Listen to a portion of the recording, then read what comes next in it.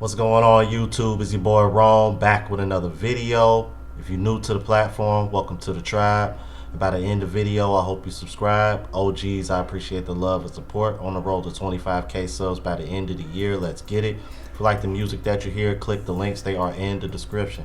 Alright, so today I'm going to be reacting to a video by Wheat Waffles, and he is going to be discussing why in the future 90% of men will be invisible. And from what he's saying, is within the next 5 years, which kind of makes sense because it kind of lines up with half of the women being single by 2030. Alright, and what I like about Wheat Waffles is that, you know, he backs this up with a lot of data and statistics. Alright, so we're going to learn a thing or two today. So without further ado, let's go ahead and jump into it. It's no secret, dating is becoming more and more competitive, more and more unequal. Fact: the percentage of men without intimacy has tripled in the last decades. Wait a minute, what the hell? And just for people that are unaware, around 2008, that's around the time social media like really took off. So there is a correlation there. Let's keep it moving. Fact: the percentage of people believing polygamy is okay has more than doubled in the last decade. And that is believable as well. If you just go on social media, you'll see women starting to be more open about it. And I think a big part of the reason why is because deep down, these women know that a lot of them are fighting over the same small number of men. These and spaces like my channel, Fresh and Fit, all these bigger channels are putting this out there, and they're exposing it. So what you're starting to see now is more and more women starting to kind of slowly come out and admit that they're open to it. But a part of the reason why is because they don't have the ability to date down the same way men do. Hypergamy is undefeated, you guys. Let's keep it moving.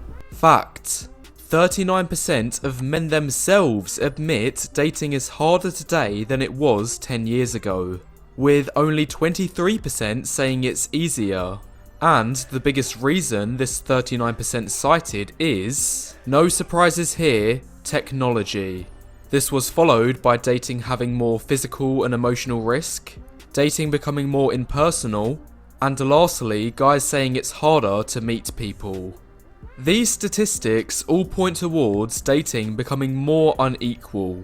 Gone are the days where every man has a chance, and in with the days where the top 20% of men prevail. Now, after this short introduction, the focal question of this video is just one word: how? How is dating now like this, where you have to be in the top 20% just to have options? Well, That's easy. Feminist movement, social media, sexual liberation, you know, anything else y'all can think of, just throw it in the comments. But we're gonna see what he got to say. Let's keep it moving. Well, to avoid wasting your time, here are the majority of the answers. Most of these answers are actually quite simple and self-explanatory. If you are new to the channel, feel free to read through these in your own time. But for the rest of you, I don't think we really need to discuss these. After all, I've covered these points many times in previous videos, so it'd essentially be a waste of breath repeating myself. So, Go over these real quick. When one, online dating gives women infinite options. I just brought that up. Online dating selects men essentially for looks only. Yeah, pretty much. The data shows that women only swipe right 4.5% of the time. 80% of women on dating apps have their filter set at 6 feet, and then they wonder why they end up all. Remember the guy from New York that went viral from dating all those same women in New York, and he happened to be like 6'3" and was some kind of artsy dude that worked at an art museum or something. Yeah, like that. That's how that happens. Mass transportation allows Chaz to dominate far and wide. Yeah, ego, which is just. Yeah, that kind of lines up with online dating. You know, everybody's reachable now, so you can just fly women out. Ego inflation caused by Instagram makes women think they deserve the top 10% of men. Yep. Everything ties back to social media. I'm telling you, bro, social media is a dating killer, bro. Values of monogamy are eroded, so it allows Chaz to dominate and date polygamists. Yeah, that's true. We now have more free time than ever to focus on dating, which allows Chaz to juggle multiple women at a time. Birth control always allows women to date the top 10% guys risk-free. Man. You can't make this shit up. Number 7 was probably a black pill for your ass, man. Good God. Let's keep it moving. So, instead, for this video, I'm going to give a completely new explanation. I promise you've never heard of this before, and I promise you'll find it interesting. It will take a couple minutes to grasp though, so listen closely as I explain this. The way I see it is there are 2 types of skills. 1. Skills that snowball. 2. Skills with diminishing returns. Now, the difference between these 2 skills is snowballing skills means the better you get at it, the easier it becomes to improve even further. It's similar to a snowball that gets bigger and bigger as it accrues more mass. Meanwhile, for diminishing returns skills, the better you get, the harder it becomes to find new progress. In other words, skills that snowball are the concept of abundance breeds abundance. Those that have something to begin with will get more of that thing in future, while those without it at the start will only go further and further backwards as time goes on. Then, for skills with diminishing returns, people that are currently behind will have a chance to catch up to those who are already ahead, as their rate of improvement will be faster. Now, in my opinion, when it comes to dating, this in many respects is a skill that snowballs. So the Chads who were better off to begin with will only see more success in future, compared with the sub 5s and low tier normies who will likely either stay where they are, improve a little but not enough to catch up to the Chads, or even worse, only go further backwards. I will explain the reasons for why I believe this is, but first the important question to ask is, what is the distinguishing factor that makes a skill either snowball or have diminishing returns? Surprisingly, the answer is simple. Does getting better at the skill lead to more practice, in which case you become even better, making it a snowball skill? Or less practice, in which case you'll see less improvement, making it diminishing returns. Now, this might seem a little difficult to categorize skills to which fits each explanation, but here's 2 great examples from my own life that reflects each of them, which will make it easy to work out for any other skill. So, a few years ago I used to play this sport rugby for a team, which for you Americans watching is similar to American football but without the pads and you can only pass backwards. Now in rugby, at any one time your team will be doing one of 2 things, either attacking or defending. Now I personally wasn't very good at defending compared to the others on my team, but thankfully defending is a diminishing returns skill, which allowed me to catch up to the superior players given enough time. Why is this? Well, in rugby, if an attacker with the ball is running at your team, he basically gets to choose which person he runs at. And if we colour code these defenders by how good they are at defending, if he gets to choose to either run at me or the excellent defenders next to me, then of course he'll take his chance against me, the weaker defender. What does this mean? Well, over time, after hundreds of repetitions, I'm going to be faced with lots more attackers compared to my teammates, which in other words will allow me to experience more practice. Therefore, I'll close the gap between my defending abilities and my teammates, until eventually we are all at the same level, so we've reached equilibrium. That's an example of inferiority leading to more practice and therefore makes it a diminishing returns skill.